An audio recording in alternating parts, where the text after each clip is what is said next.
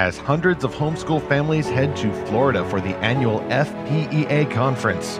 We're going to flash back to this spring's Teach Them Diligently homeschool conference in Central Texas. Zach and I both attended and spoke to some homeschool parents. What growing challenges do homeschool families face in our culture? And what kinds of fantastical stories are they seeking for their children? Welcome back to Fantastical Truth, the homemade podcast from Lorehaven.com, in which we explore fantastical stories for God's glory. I'm me, Stephen Burnett, Lorehaven's publisher and co-author of The Pop Culture Parent. And I'm Zackary Russell, and we are a hybrid homeschool, public school, charter school family. We've kind of done it all. And I was not homeschooled, so please don't cancel me. But this is episode 163, How Are Homeschool Families Seeking Christian Fantastical Fiction? Zach, I feel you about that little imposter syndrome bit there. You didn't say it, but I will. I was homeschooled, though, all the way through high school. So all 12 grades, back when we weren't even keeping track of grades. Those are overall fond memories. And so I'm very familiar and even feel very comfortable with the homeschool families. Yes, even the weird homeschool families in the homeschool community. But my wife and I don't have our own children, so we're not homeschooling per se. But if we did, we certainly would if we could. So I love going to homeschool conferences. I missed the chance to go to the Pigeon Forge, Teach Them Diligently, that a lot of author friends of mine in the Realm Makers bookstore were able to attend.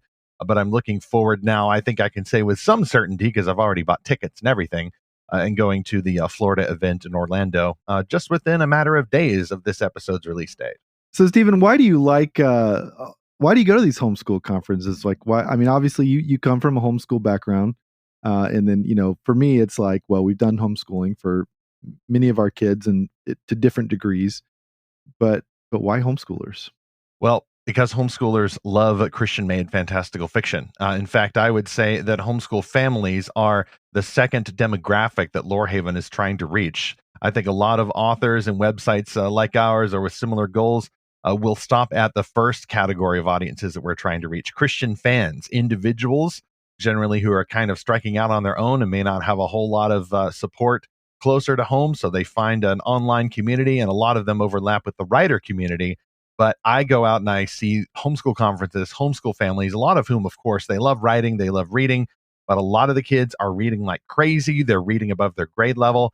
And a lot of the kids, and especially their parents, are looking for books that are not just the status quo secular stuff.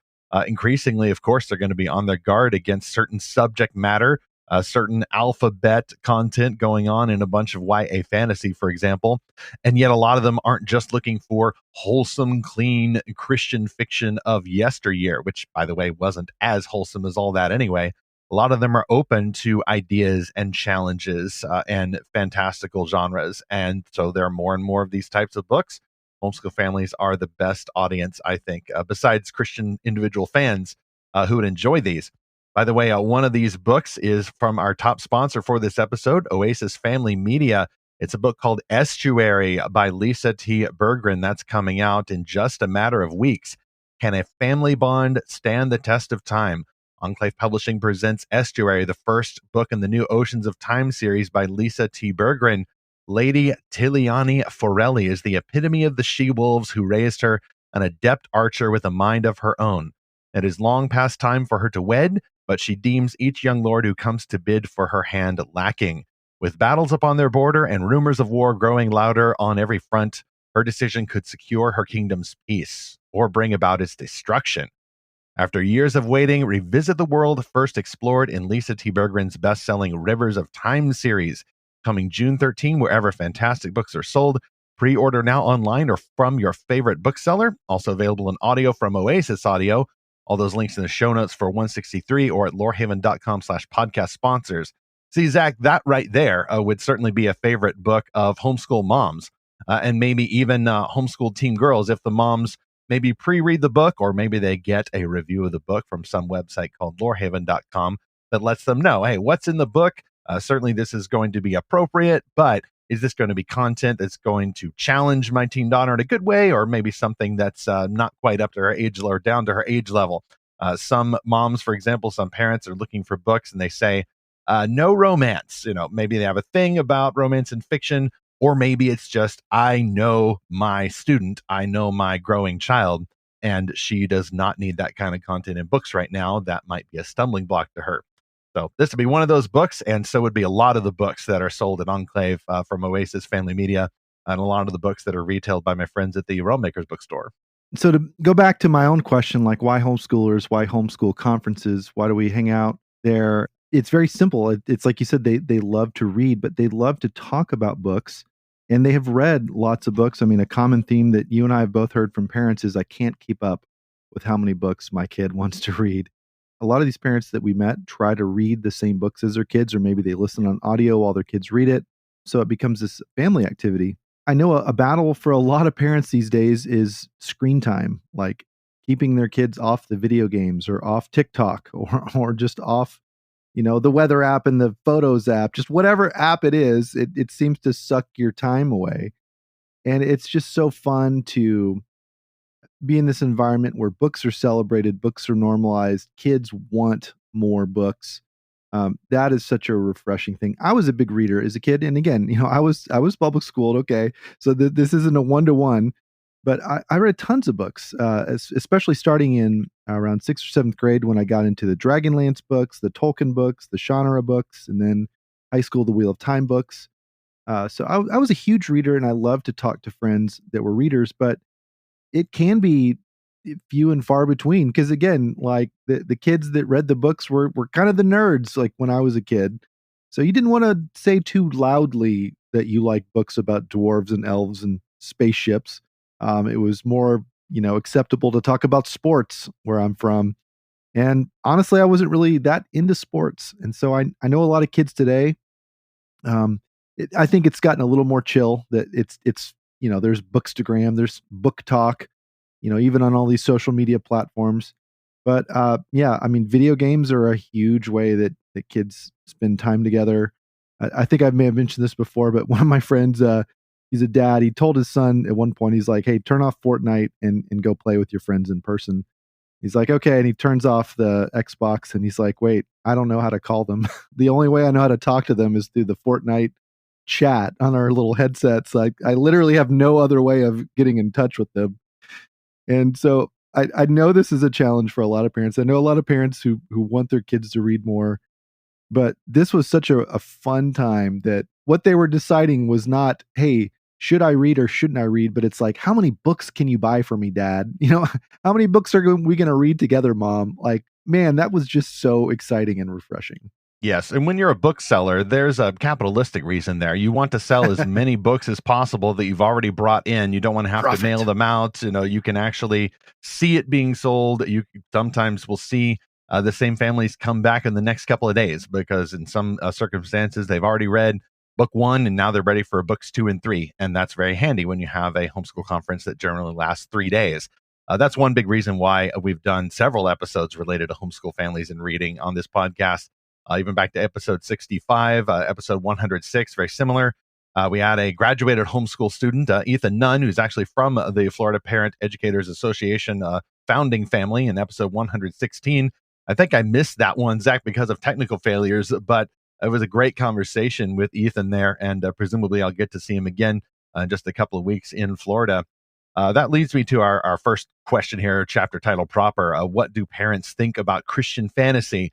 And this is the part where I might be repeating information from previous episodes, but it's just so important to dispel some of these stereotypes. I must say that at least the homeschool families who go to these conferences, I say with tongue in cheek, that these are the cool families. Oh, yeah. There may be more reclusive, off the grid, very crunchy, buying into some alternative science type homeschool families out there, which I certainly remember some growing up in the 90s for sure. Those do still exist, but I do wish that more people would dispel those stereotypes. Like a lot of people too have negative experiences either with homeschool families they've met, or maybe they grew up in a homeschool family that was affected by legalism or false teaching or those kinds of over sheltering philosophies.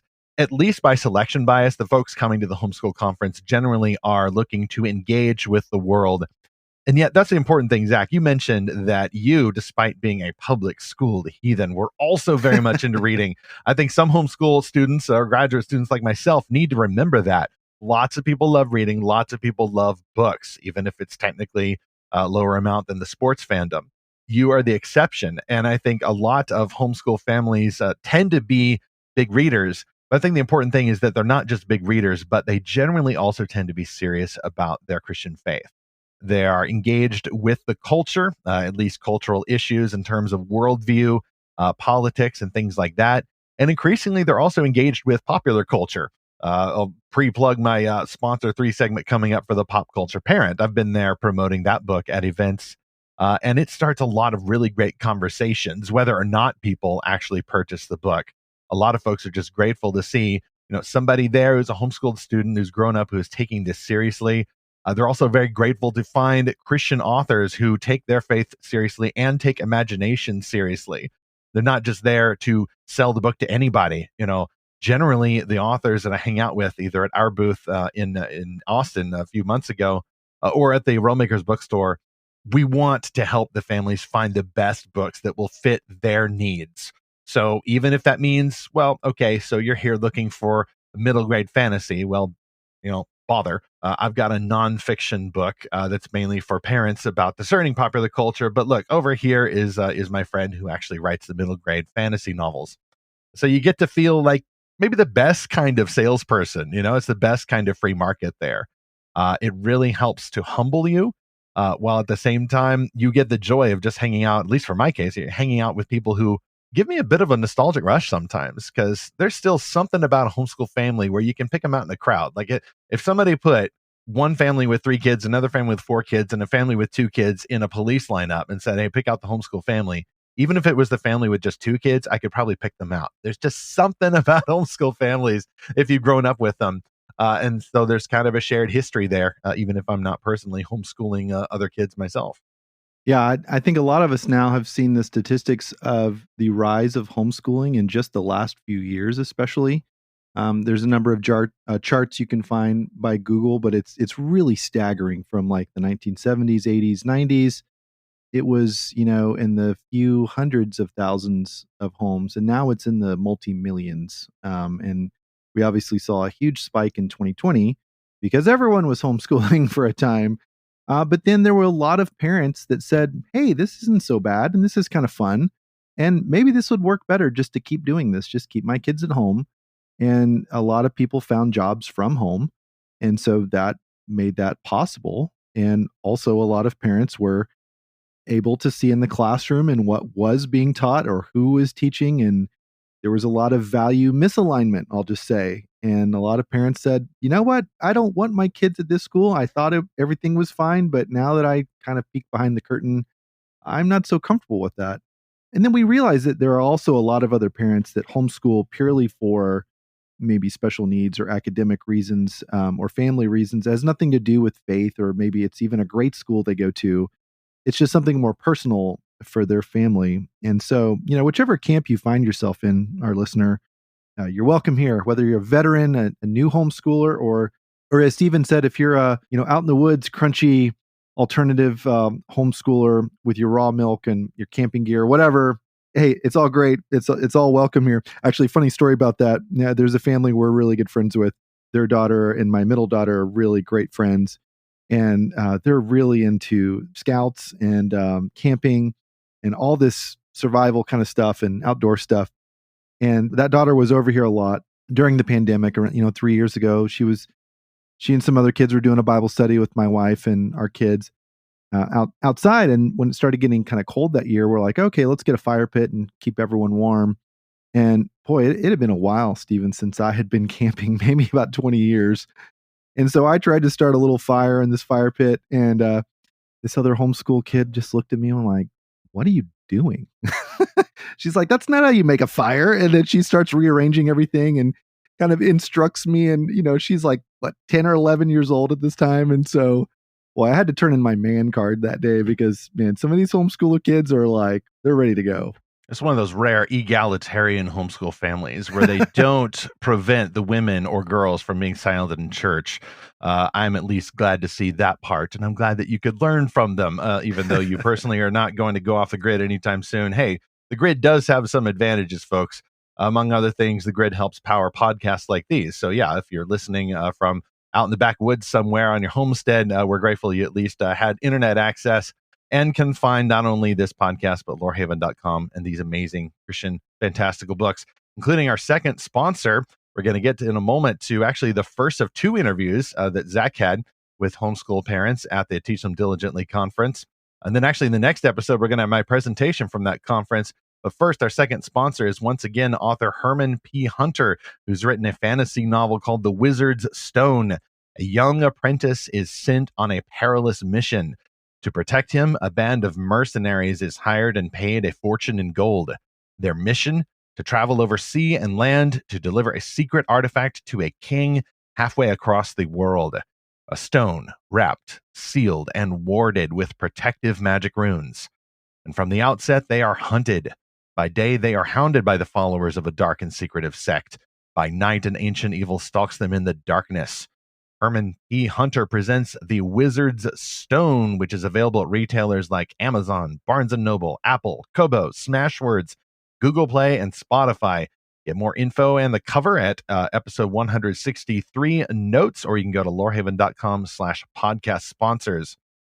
Zach, we have that interview waiting, do we not? Let's go talk with Aaron, I believe his name is.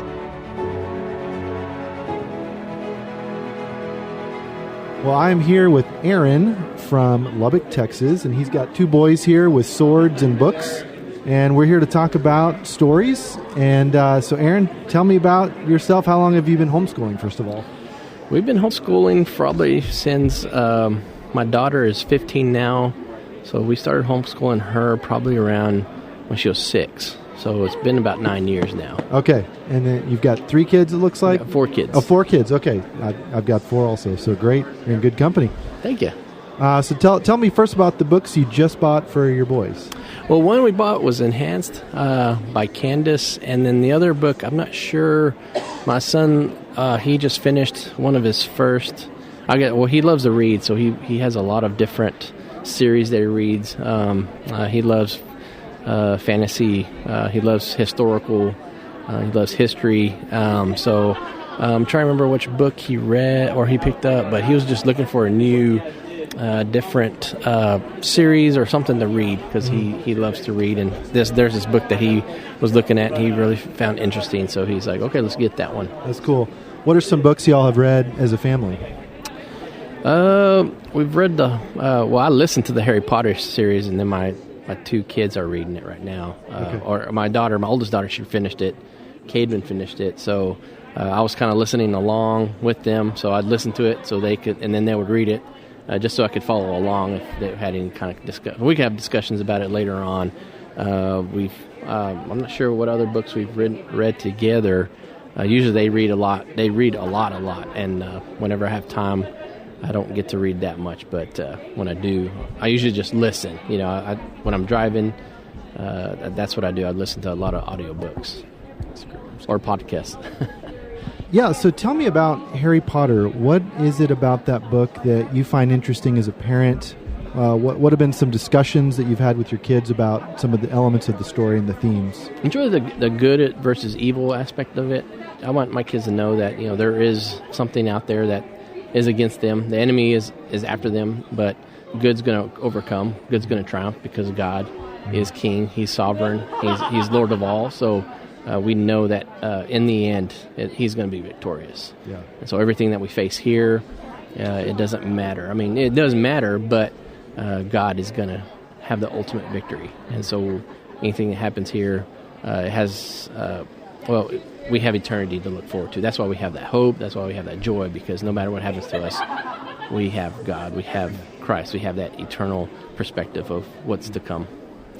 Yeah, that's such a great thought. A verse we talk to our kids a lot about is in John 1, where it says, the light shines in the darkness, and the darkness has not overcome it. Mm-hmm. It just takes a little bit of light to overcome darkness. And we've taken our kids to the Inner Space Caverns, where it's this, underground, huge cave, and you get all the way to the bottom. They turn off all the lights, and it's completely black. And then right when they did that, the funny, usually they turn on a little, they light a match or something. But we're in the 2020s now, and so sure enough, someone's phone rang. Like, I'm like, well, that kind of spoiled it. But then I thought, well, that's kind of interesting, right? Because like just this little tiny phone lights up this entire huge cavern, just that little bit of light. And that's what's so true about our life in Christ, is that it is more powerful than the darkness around us. And, I think a misperception a lot of people have about homeschoolers is that we've retreated from the world, or that we're afraid of the world. And I think I love what you're saying, is that, we can be hopeful, we can be joyful because Christ is stronger than the darkness, like good is stronger than evil.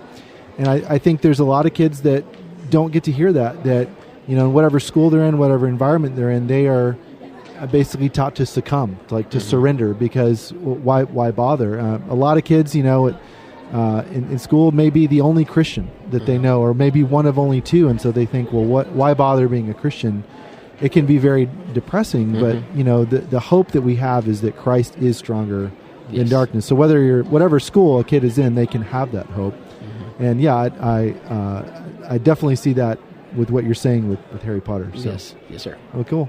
And so what do you hope to get out of these books that you just bought now, and where do you think that's going to lead?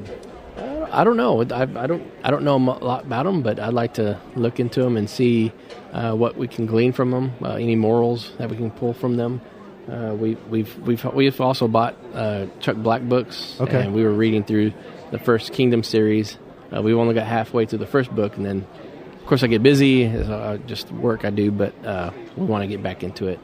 Cademan said he would like to start read through them, so I'm like, all right, we'll go ahead and read through them, and then tell me about it, so we can talk about it. But it's, we do a lot of things. We do a lot of ministry, international ministry. So that's awesome. It's not just reading books; it's also actively serving the international community there at Lubbock at Texas Tech, because we have a lot of international students. The interesting thing is, there's countries that have little or to no Christians there, so they're unreached, and they're coming to Lubbock, and it's a beautiful thing that God has brought them to our back door.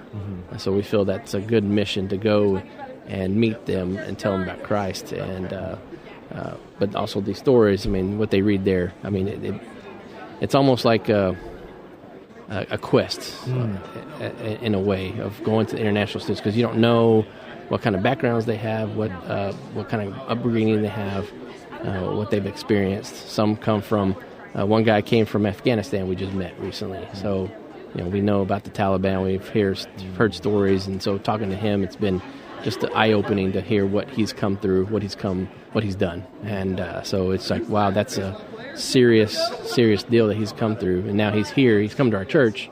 If they were to find out he was coming to church, it would be dangerous for him. Yeah. And another lady, she just became a Christian, baptized, and she's from Iran.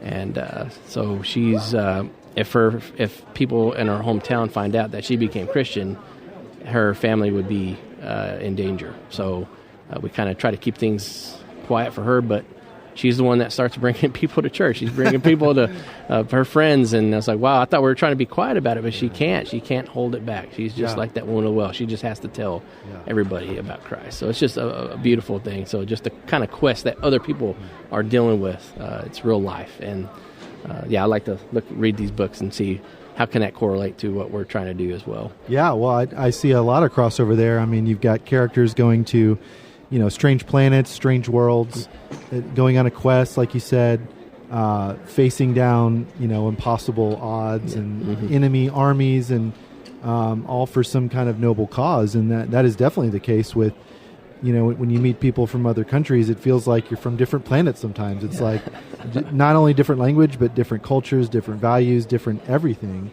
just way of seeing the world. But that can be exciting, to then bring those people into church, and for them that's a totally new world.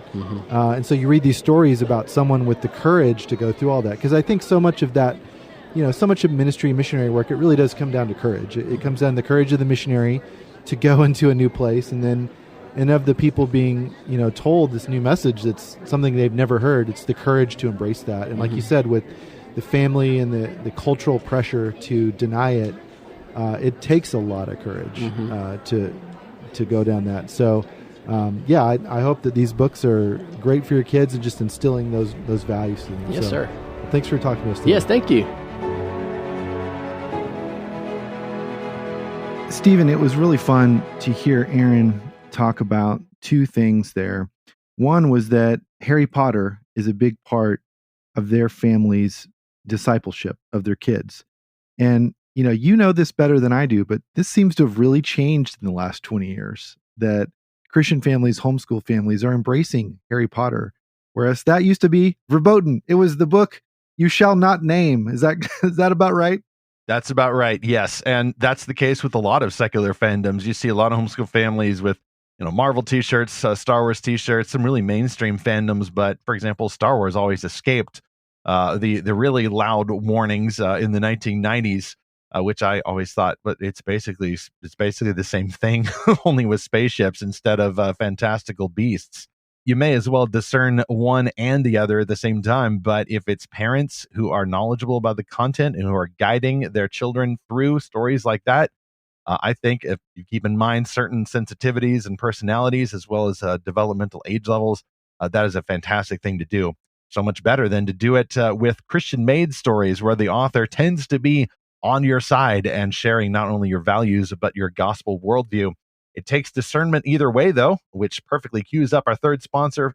That's myself, E. Stephen Burnett, the co-author of the Pop Culture Parent, a nonfiction book about discerning fiction, along with my friends Ted Turneau and Dr. Jared Moore. This is a nonfiction book with a dragon on the cover, but it is about how to teach your children the purpose of popular culture. First and foremost, we don't just assume that we know what it's for. Oh, stories and songs and games, they're for entertainment. There to teach morals, there to help us fight a culture war. No, stories and songs are, the creation of them is a gift of God that he's given us for his glory, but that we corrupt with our idols. We steal the gift from him, the gift of imagination, and say, no, we want this to be ours. We made this. Thank you very much. But in the gospel, we start to redeem the purpose of these stories, but it takes training. So we actually go through with case studies for each age level. First, young children, and then older children, and then teens and young adults as they're moving into those years of becoming adults themselves. Every single stage overlapping a lot, but takes a lot of challenge. But it is a good, solid, simple book that we've put together, published by New Growth Press, the Pop Culture Parent. You can get that at newgrowthpress.com. Of course, go get the link and see the cover in our show notes for episode 163, or at lorehaven.com/podcast sponsors.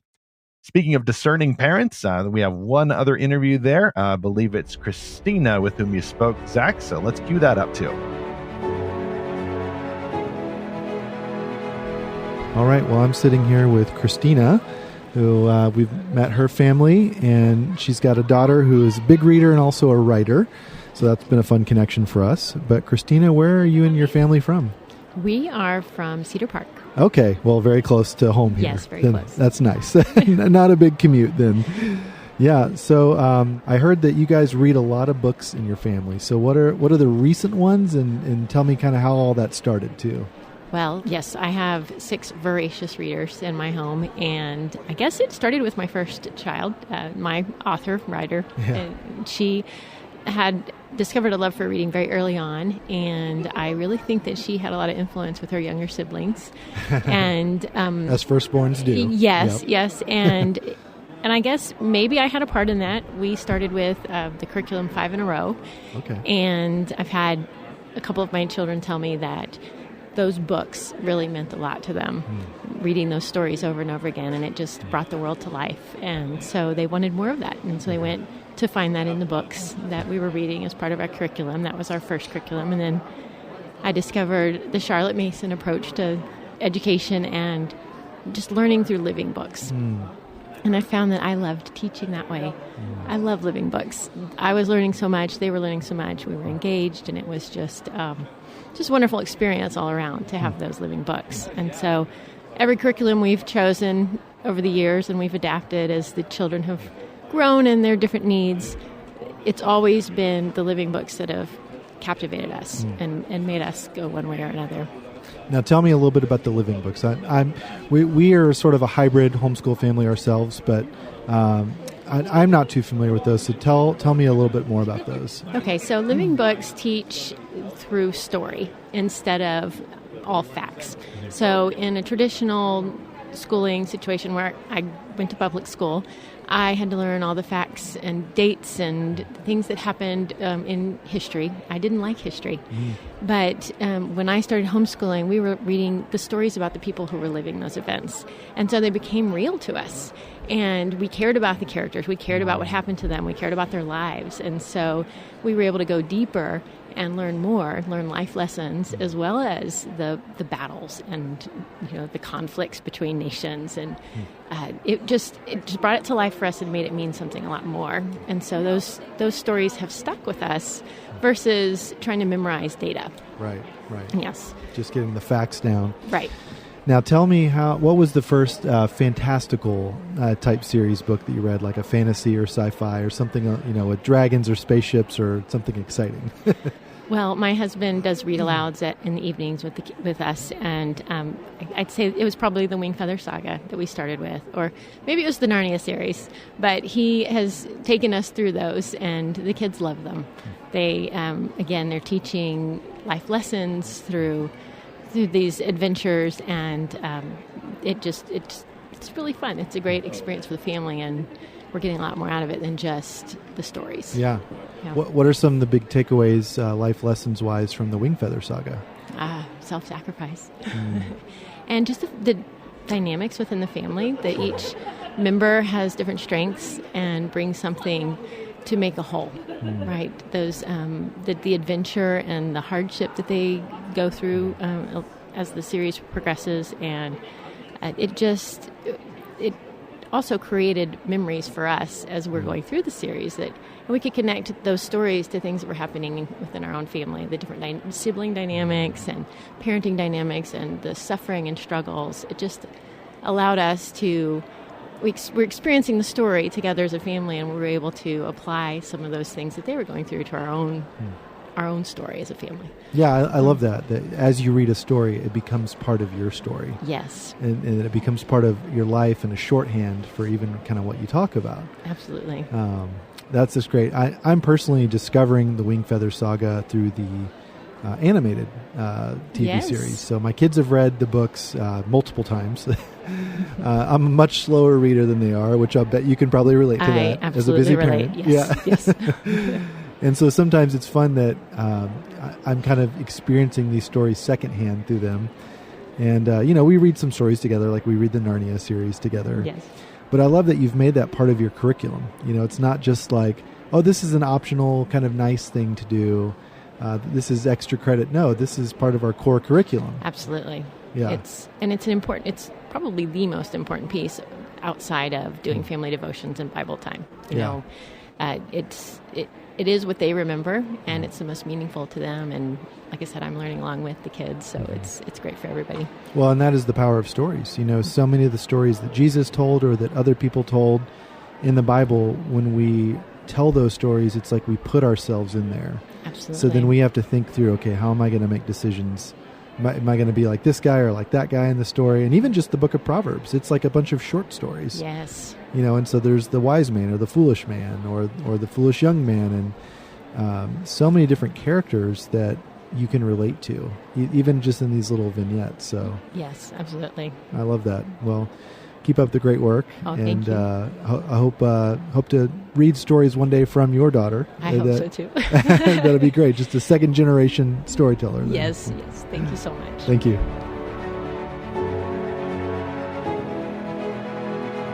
Well, I like what Christina said about the books they use being part of their curriculum. Like, this is what they're actually teaching their kids. It's not just, oh, we're going to do this in our leisure time, but this is your assignment. Remember book reports. But more than that, it's how can you grow as a person and what character can you develop that you've learned in this story. And I love that because, as I said in the interview, that so much of how we are instructed to grow in our character is through stories, and sometimes the short stories of Proverbs and other books in the Bible. So yeah, with both of these parents, Stephen, there was this theme of wanting to impart values with their children through the books that they read together. That's such a fun approach that they take. We heard a couple authors name checked, like Chuck Black, who we hope to talk to in the future, and some great books that he's got: fantasy, sci-fi, spiritual warfare. And so, as you said earlier, Stephen, it's just great to pick up a book written by a Christian author who already shares your worldview and values, and you don't have to wonder so much about how's this going to connect to my faith, like it already does on some level, whether it's overt or covert, but it's there, and you're not having to kind of pick out all the other things that get tossed into books from the secular world. And this was it was just really fun to hear both of these parents talk about the books they had found from this conference through the different booksellers there, and what it meant to them, and how it became part of their language and their culture within their families. Lorehaven exists to help not only homeschool families, but Christian fans, cultural conservatives, church influencers of any sort discover the best fantastical stories and explore them for God's glory. You can subscribe free at lorehaven.com and get updates from our website. We are publishing weekly content, not only the podcast every Tuesday, but reviews every Friday and articles and news as they arrive. Two of those articles last week, we actually had an excerpt from Mike Duran, our last guest on the podcast, about Christians and conspiracy theories. He's exploring the idea that whatever you think about conspiracy theories, the atheist or the non-believer in God would resort to conspiracy theories as a search for some kind of plan because he or she has rejected the Almighty God, who is actually not so secretly in charge of the universe. Yes, that conspiracy theory is true. God was behind it all along, and now he has revealed himself, and the plot's been blown wide open. Another article from Shannon Stewart. I was talking about, speaking of pop culture parenting again, discernment. She's really excited about this new Legend of Zelda video game. So we got that new section at the website on screen for reviews of TV and games and movies and such, collecting all of those. And she's got a new one about how the various versions of Link from those video games across the decades help to present a healthy image of heroism for your kids at many ages. By the way, if you subscribe at Lorehaven, you can join the Lorehaven Guild. That's our exclusive Discord community where we host monthly book quests with over 250 heroes now through Christian-made fantastical novels. We have at least 3 volunteers, including myself, and I think I'm up next as we wrap up this story. Jack Zulu and the Waylander's Key. I have drafted myself into doing a book quest through Frank Peretti's last novel. So it's a grown-up story, not adult fiction. I hate it when they say that, but it's a story for grown-ups. Illusion was his novel that I read ridiculously too long after it released. But our staff writer, L.G. McCary, got me interested in that, and I picked it up. And of course, a few days later, I've polished a 550-page novel. Really good one, really deep stuff in there. Surprising for Frank Peretti, is no angels and demons in there, at least none that you can see. But there are some other unseen realities and maybe some high-minded science fiction, head-bendy Twilight Zone, Doctor Who type concepts that kind of came out of nowhere, along with some surprisingly wholesome stage magician performances. Illusion by Frank Peretti is our next book quest at the Lorehaven Guild. So sign up free and get started. We'll start that in June. Over at the Com Station, we noticed a tweet by F. Ted Ashley, who shared our episode 152, which was How Can Christian Fantasy Fans Heal from Church Trauma? And Ted had this to say, quote, "This is really long, but it is such an important discussion. I especially identified with L.G. McCary's story," end quote. Well, Ted, I'm so glad that episode resonated with you and that Laura's story really connected with you in particular. And thanks so much for sharing that. Yeah, I hope that episode helps a lot of people and puts a lot of things in perspective. That was the beginning of our series of talking about fantastical foes. And so we've looked at some of the various forces at work today that are pulling people out of the church or away from Christ or into other religions, frankly. And so I think one of the springboards for that is church trauma. This is specifically the pain and bad experiences people go through in the church from other Christians or even from church leaders. And that is a very confusing and bewildering thing. And we have sympathy for people that go through that. But at the same time, we have to, not just stop there, but say, hey, why do we need the church? Not just the universal church, but the local church. Why do we need a body of believers to belong to and to be accountable to be under the spiritual guidance? This is something we've talked about in depth in those episodes, starting with 152. So we encourage you to go back and listen to that if you have not already. You, our listener, can send us your comments about homeschooling, Harry Potter, or these other books that we've mentioned today. Send us a note to podcast@lorehaven.com, or you can tag us on Facebook, Twitter, or Instagram. Just look for Lorehaven. I think Harry Potter must have sponsored this episode, because my wife and I are also going to make a stop for a few days at the Universal Studios theme park, not the other guys, before we rejoin the Realmakers folks in Orlando. Next on Fantastical Truth, many fantastical tales look okay, but may endorse ungodly ideas. That's why more conservative groups are offering newer fiction to teach your kids moral values. How can Christian parents find the good stuff that will disciple your children's heads and hearts? In this session, recorded live at the March 2023 Teach Them Diligently conference in Central Texas, I'm exploring discernment in light of the gospel, offering practical resources for parents to share the best books and other stories within the body of Christ. Meanwhile, I can't help but think of that phrase of that conference we keep quoting from, teach them diligently. That leads me straight to Deuteronomy 6, verses 4 through 7. That applies to anyone, whether or not you are a homeschooler. Hear, O Israel, the Lord our God, the Lord is one. You shall love the Lord your God with all your heart and with all your soul and with all your might. And these words that I command you today shall be on your heart. You shall teach them diligently to your children, and shall talk of them when you sit in your house, and when you walk by the way, and when you lie down, and when you rise. We are teaching children diligently no matter what we do, whether we're in church, whether we're at school, wherever that is, or even if we're reading awesome Christian-made fantastical books. That's what we hope to find more of and help you find more of as we continue to seek and find His fantastical truth.